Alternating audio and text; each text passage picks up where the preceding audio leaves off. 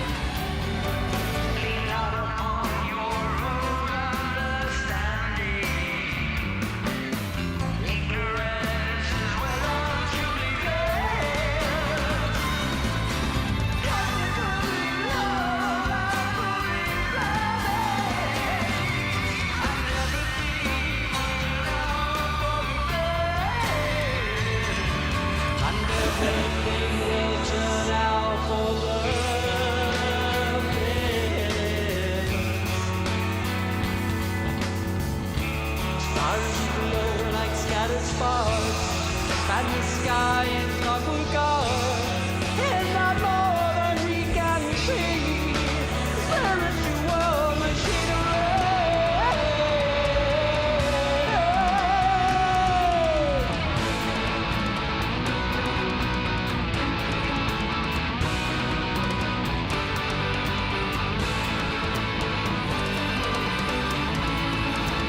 Clockwork angels with their robes unseen, synchronized and graceful, they move like living things. Goddesses of light, of sea and sky and land. Clockwork angels, the people raising. Clockwork angels with their robes unseen, synchronized and graceful, they move like living things. Goddesses of light, of sea and sky and land. Clockwork angels, the people raising.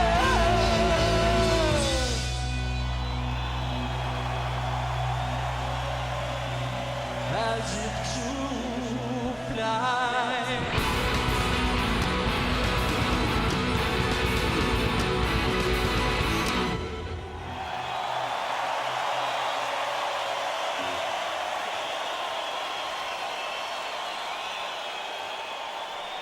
Thank you so much. I said it before, they are the best band ever. That was fire. That was fire. Neil and Geddy. Geddy's bass line, and Neil's drumming though, that backing, that like rolling, because it was so driving, but not kind of obvious, just banging out, like it had such a roll to it too. To be honest, I was actually listening to this thinking, oh yeah, that's another thing. I mean, Rush don't really need anybody else, which is crazy that it's only the three of them, but they do make a hell of a racket just by themselves. But throwing them violins and that, like, yeah, I've never listened to Rush and think, oh, they need something else. Like, just because there's three of them. Like, they do a good job of filling that sound. And yeah, but with that, Rush with them violins is so epic. They're an epic band anyway, but yeah, with them violins, it just is major epic.